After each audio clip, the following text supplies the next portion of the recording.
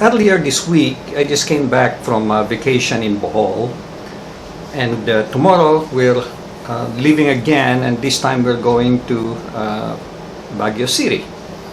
I'm going to tell you a little bit more about that. But before we go, I thought about what are those things that retirees or people who want to relocate to the Philippines should think about before they actually come to the Philippines, because you may regret it.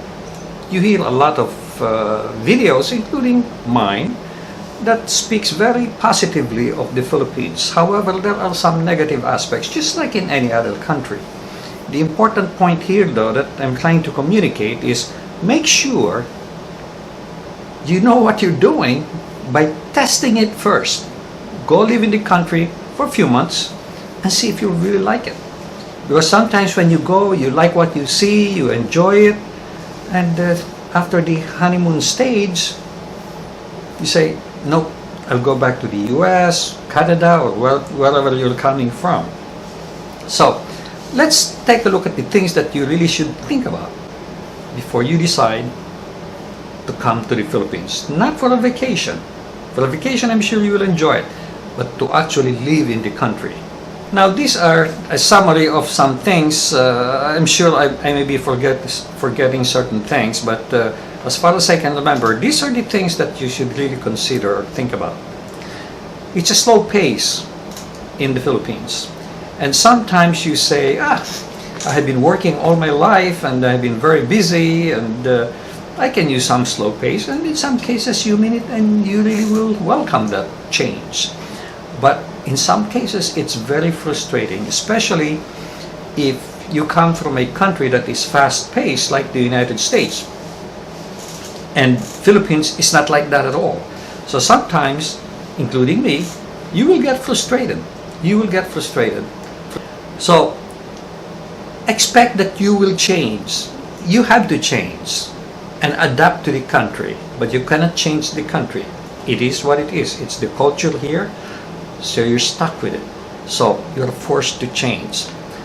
For example, if you go to banks and other offices like Globe is like the PLDT or the telephone company, you will see people lining up.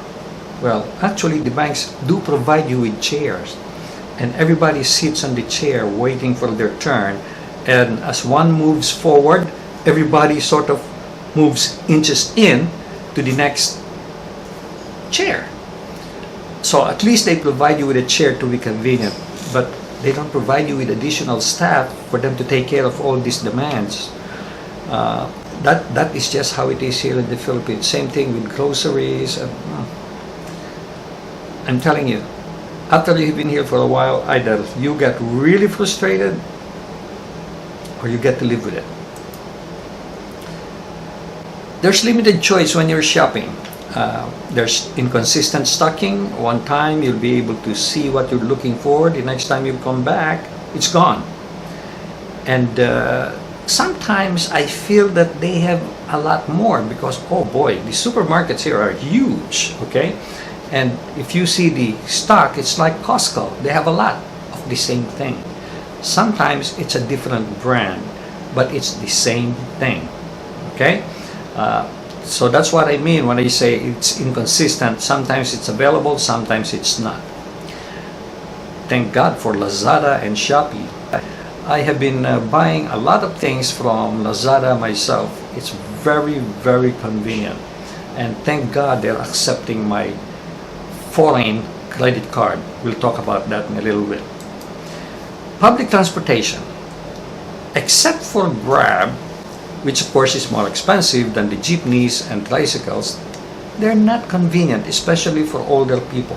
One time I went to Davao, I tried taking the jeepney, and you have to bend down, and my knees couldn't take it. You know, I couldn't crawl into the jeep. My knees hurt. I couldn't manage the jeep. Tricycles, it's okay. I have taken it twice. But with my wife, with her lung condition, she couldn't smell all these fumes coming from the jeepneys in a tricycle. So most of the time we take Grab. And Grab is very convenient. You have an app on your phone, You make a phone call, not a phone call. You request for a Grab. You tell them where you're going. It automatically knows where you are. They give you the price, and that's a fixed price. Whether there's heavy traffic or not, that is a fixed price. But it does take into account the time of the day and the traffic condition. Owning or buying a car, I really would love to own a car. If for anything, the convenience of being able to go to nearby places like Batangas, Laguna, Tagaytay, in all these adjacent provinces of the Philippines. Unfortunately, if you think about it, you spend a lot of money on, number one, gas, number two, insurance. And insurance here, you pay one whole year. So even if you're only here for 6 months, you will pay for the whole year. Okay, you have to pay for the car, which is just as expensive as in the United States. And the headache of driving around, although parking is cheap, it's hard to find parking space. So that's another thing. And you can get into an accident, and it's so much headache. Let's also talk about repairs. Repairs are not as convenient as in the United States. In the US, you will have an appointment. You bring your car the same day or the next day, it's done. Here, you bring the car, you don't know when you're gonna get it. Don't be surprised if the car is there in the shop for 1 or 2 months. Availability of medicine. Not all medicines are available. And the sad part about it is doctors don't care and they don't know. Sometimes they'll write a prescription, but you cannot get the prescription. So what good is a prescription if you cannot buy it anywhere? And sometimes they say, okay, we'll order it for you and it will arrive, but it will take several days for it to arrive. So it's inconsistent. And over here, you buy the pill. Not unlike in the United States, 30-day supply, 90-day supply. Here you buy them by the piece. Medical services. Good and excellent services are available only in major cities. Major cities. Small cities, forget it. And the thing is, there are no appointments. You go in, if your doctor is there, fine. Oh, in fact, my brother-in-law in Davao had an appointment. No, not Davao. I can't remember which province it is. Had an appointment. And he took the bus and went there for 2 hours. That's another thing, because it's not available where you live. You have to commute so far away. And when he got there, guess what? The doctor was not in. He went on vacation without even telling him. Isn't that annoying? Malls. You go to the mall, they do not have convenient places for you to sit or rest. New malls being constructed, Estancia Mall, which is in Pasig, is a little bit modern now. They have seats available, so they're beginning to learn how to do the stuff. But even the existing malls, it's so easy for them to add the seats for the convenience of the people. So when you get tired, well, you have to go to a restaurant or to a coffee shop or something just to be able to sit. They don't have sitting areas. It's hard to find trash cans in the malls, and I don't know what people do. They just throw the garbage away. I have no idea. But one time I ate something and I'm looking for a trash can. Luckily, I found one, a very tiny one, and I don't even know if I'm allowed to put it there or if that belongs to the grocery store. But there are no trash cans in public areas. Toilet papers, and paper towel to dry your hands. They're not usually provided in public restrooms. New malls being built, the same mall I was talking about, Estancia, now has this, but they're poorly supplied. Like yesterday, I went to the toilet and I did not see any, not toilet paper, but paper towel. It was not maintained correctly. Now, although local food, this is the non-Western food, are inexpensive, they're getting a little bit expensive now. They're going up in price. Online transactions do not accept foreign credit cards. I noticed one time that every time I use my card at the store, physically, in person, they accept it. no failure whatsoever. It's all accepted, no problem. But when you want to pay something online, for example, my insurance, I couldn't. There was something else I was trying to pay, I couldn't, online. And in some cases, like in this telephone company, it says specifically credit card for domestic credit cards only. That means your credit card as a foreigner is excluded. Now, so you're forced to open a GCash, Pay, Maya, etc., etc. I don't have any of those. I refuse to. But what I did in one case is fund my BDO account, and I keep the money there. So if I need to make a payment, I do a bill pay, what they call a bill pay, by transferring funds. Good, well-equipped contractors and service providers are hard to find. So many times I have to do it myself. It's very difficult to find a contractor, maybe because I haven't been here long enough yet. And when you find one, they're not really reliable. And the way they do things is quite sloppy. Don't expect the quality of the workers in the US. That is not available here in the Philippines.